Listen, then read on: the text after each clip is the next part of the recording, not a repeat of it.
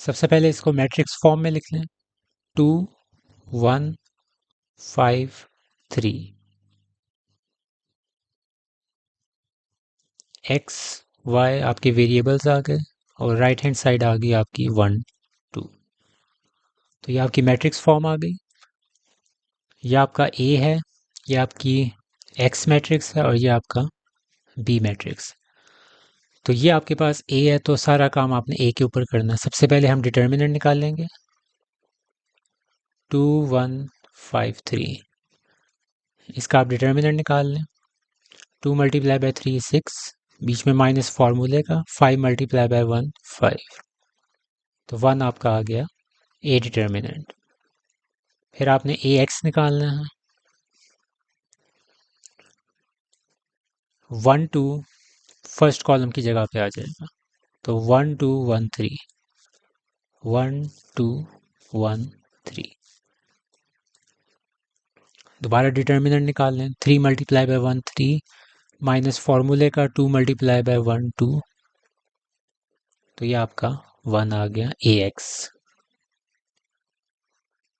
फिर आपने निकालना है ए वाई। जब ए वाई निकालेंगे तो 1 2 रिप्लेस करेगा सेकेंड कॉलम को, तो 2 5 ऐसे ही रहेगा और 1 2 आ जाएगा सेकेंड कॉलम की जगह। 2 5 1 2।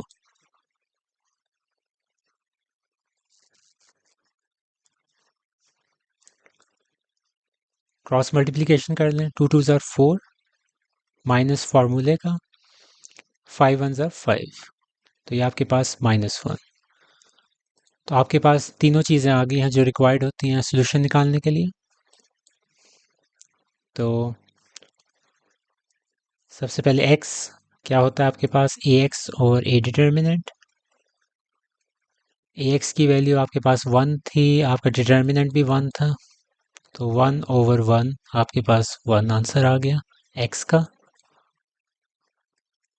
y आपके पास क्या होता है, A Y over A determinant. A Y की वैल्यू हमने निकाली -1 थी, तो -1/1, ये आपके पास हो गया -1। y की वैल्यू आ गई, तो x की वैल्यू 1, y की वैल्यू -1। तो सोल्यूशन सेट आप लिख लेते हैं। ऑर्डर्ड पेयर के अंदर पहले x की वैल्यू फिर y की वैल्यू, ये आपका आंसर है। मैट्रिक्स फॉर्म में लिखें पहले। x का कोफिशिएंट 1 है, फिर y का 3 2 8। वेरिएबल्स आपके आगे एक्स वाई 1 0। पहली मैट्रिक्स ए है, दूसरी मैट्रिक्स आपके पास एक्स है और ये आपके पास बी। तो काम आपने सारा करना है ए मैट्रिक्स के ऊपर। तो सबसे पहले हम डिटर्मिनेंट निकालेंगे। 1 3 2 8। 8 मल्टीप्लाई बाय 1 8, माइनस फार्मूले का 2 3 6, तो 2 आपका डिटर्मिनेंट आ गया। फिर आपने ए एक्स निकालना है। 1 0 को रिप्लेस कर देंगे इसकी जगह पे, इसके पहले कॉलम पे, तो 1 0 इधर आ जाएगा और 3 8 वैसे ही रहेगा, तो 1 0 3 8। 8 को 1 के साथ मल्टीप्लाई कर दें, क्रॉस मल्टीप्लिकेशन, तो यहाँ से आपके पास 8 आ गया ए एक्स की वैल्यू। इसी तरह आप ए वाई की वैल्यू निकाल लें। अब आपने 1 0 को रिप्लेस करना है सेकेंड कॉलम में, तो 1 2 1 0 हो जाएगा, ये आपके सेकेंड कॉलम की जगह पे आ गया। दोबारा क्रॉस मल्टीप्लिकेशन 0 -2, तो आपके पास तीनों चीज़ें आ गई हैं, A determinant, A X A Y. तो सबसे पहले एक्स निकाल लें। A X over A determinant. A X की वैल्यू 8 थी और डिटर्मिनेंट 2 था, तो आपके पास 4 वैल्यू आ गई। y की value A Y over A determinant. A Y की वैल्यू -2/2, ये आपके पास -1। तो फाइनल सोल्यूशन सेट आपके पास क्या आ जाएगा। ऑर्डर्ड पेयर के अंदर लिखना है। पहले आप लिखेंगे x की वैल्यू, फिर आप लिखेंगे y की वैल्यू। ये आपका आंसर है। -2, 6, 1, -3। ये आपकी ए मैट्रिक्स हो गई। फिर आपके पास वेरिएबल्स की मैट्रिक्स, फिर राइट हैंड साइड के जो नंबर्स हैं उनकी matrix. A x is equal to B. काम आपने सारा ए मैट्रिक्स के ऊपर करना है, तो ए डिटर्मिनेंट आप निकालेंगे।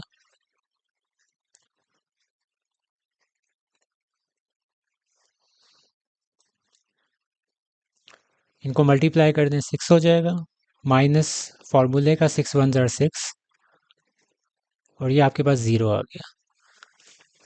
इस क्वेश्चन की मुझे तलाश थी, जो हम पिछले वाले क्वेश्चंस कर रहे थे उसमें ऐसा कोई एक भी क्वेश्चन नहीं आया जिसमें आपका डिटर्मिनेंट 0 आ जाए। तो अगर आप इस क्वेश्चन को रीड करें ना, तो इसमें लिखा हुआ give the reason where solution is not possible. तो क्योंकि आपका जो डिटर्मिनेंट है वो 0 आ गया। जब डिटर्मिनेंट 0 आता था तो हमने पढ़ा हुआ था उस मैट्रिक्स को हम क्या कहते हैं, सिंगुलर मैट्रिक्स हम कहते हैं उसको।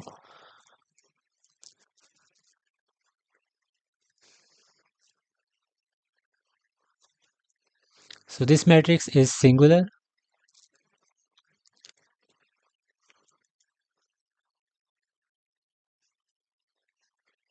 hence solution does not exist.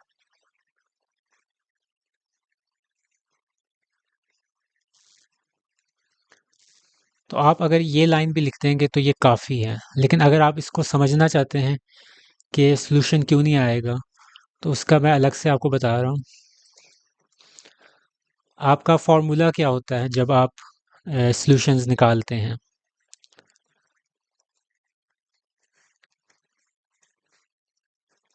ये x होता है और आपके पास ए एक्स ओवर ए डिटर्मिनेंट होता है, या अगर आप y की वैल्यू निकालते हैं तो ए वाई ओवर ए डिटर्मिनेंट होती है। या आप जो मैट्रिक्स इन्वर्जन मेथड की, ये लिखने की ज़रूरत नहीं है, ये समझा रहा हूँ। तो ख़ास तौर पे जब आप मैट्रिक्स इन्वर्जन मेथड में हम निकाल रहे होते थे वैल्यूज़, तो x is equal to 1 over A determinant होता था और आगे एडजॉइंट होता था, और आगे आपके पास बी मैट्रिक्स होती थी, जो भी मैट्रिक्स आपकी होगी।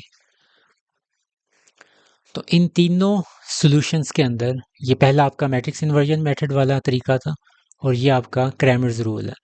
इन तीनों में एक चीज़ कॉमन है कि आपके पास जो डिटर्मिनेंट है ना ए का, वो हमेशा डिनोमिनेटर में आ रहा है। तो अगर आपके पास डिटर्मिनेंट ही 0 आ जाएगा, तो यानी कि आपको यहाँ 0 लिखना पड़ेगा। और हमने पढ़ा हुआ है कि समथिंग ओवर 0 इज़ अनडिफाइंड। आप यहाँ तक कि कैलकुलेटर्स के अंदर भी 2 ओवर 0 लिख के देख लें तो आपको मिलेगा मैथ एरर।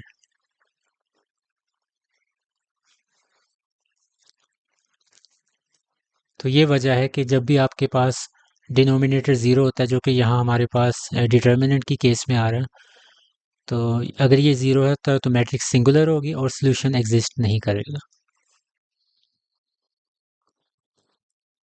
मैट्रिक्स फॉर्म में कन्वर्ट करें, 1 -3 2 -5। वेरिएबल्स आपके पास एक्स वाई और 5 9 आपके पास right hand side. A x is equal to B आ गया। सबसे पहले ए डिटर्मिनेंट निकाल लें।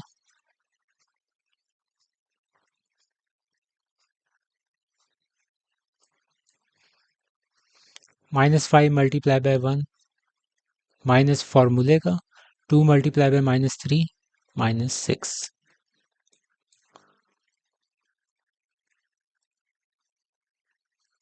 तो ए डिटर्मिनेंट आपका 1 आ गया।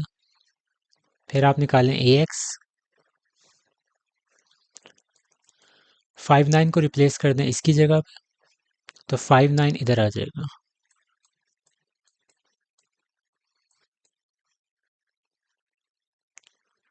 मैंने शायद उल्ट बोला, 1 2 को रिप्लेस करना आपने 5 9 की जगह पे, तो 1 2 रिप्लेस हो जाएगा 5 9 से, तो 5 9 फर्स्ट कॉलम की जगह पे आ जाएगा और फिर -3 -5।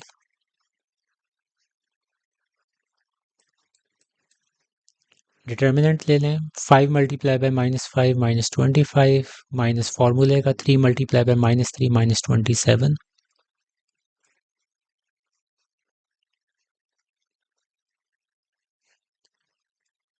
तो ये आपके पास हो गया 2। इसी तरह ए वाई निकाल लें।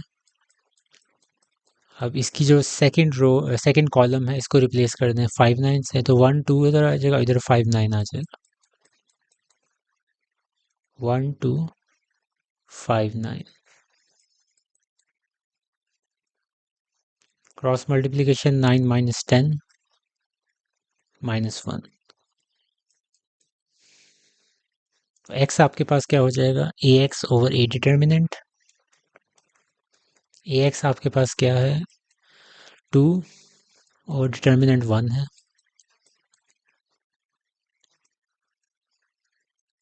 तो ये सीधा सीधा 2 आपका आंसर आ गया। और y, A Y over A determinant -1 ओवर 1 -1।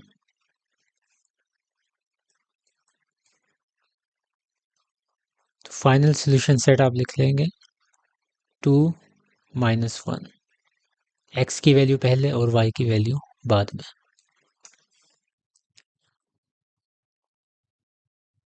5 2 2 5। कोफिशिएंट्स निकाल लिए। यहाँ आपके पास आ जाएंगे variables 13 17। A x is equal to B. First step होता है आपके पास कि आप ए डिटर्मिनेंट निकालते हैं 2 5। क्रॉस मल्टीप्लिकेशन कर दें 5 5 से 25 -2 2 4। तो आपके पास 21 आ जाएगा। फिर आप ए एक्स निकाल लें। फर्स्ट कॉलम को रिप्लेस करना आपने 13 17 से, तो 13 इधर आ जाएगा और 17 इधर आ जाएगा।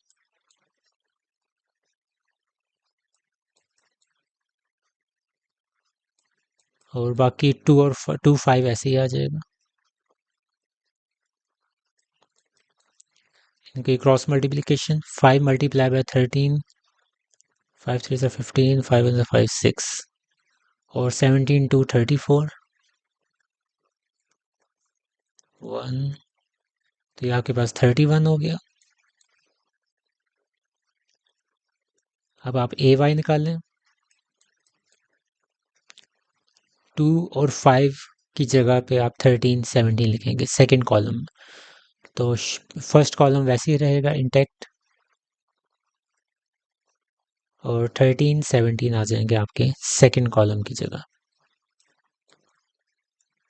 अब 5 मल्टीप्लाई बाय 17, तो 5 7 35 3 कैरी 5 1 5 6 7 8 और 3 2 3 6 2 1 2 5 4 9 7 7 59।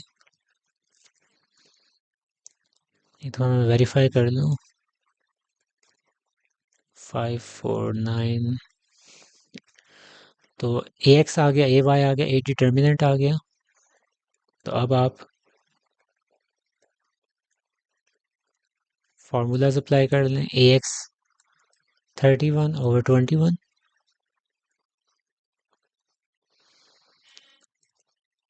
और y की वैल्यू हो जाएगी A Y over A determinant 59 over 21। इनका सोल्यूशन आगे नहीं हो सकता, तो यही आपके आंसर्स हैं। तो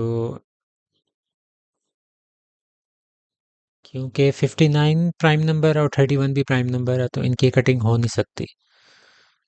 तो x आप पहले लिखेंगे, कॉमा और y की वैल्यू फिर और ये आपका आंसर।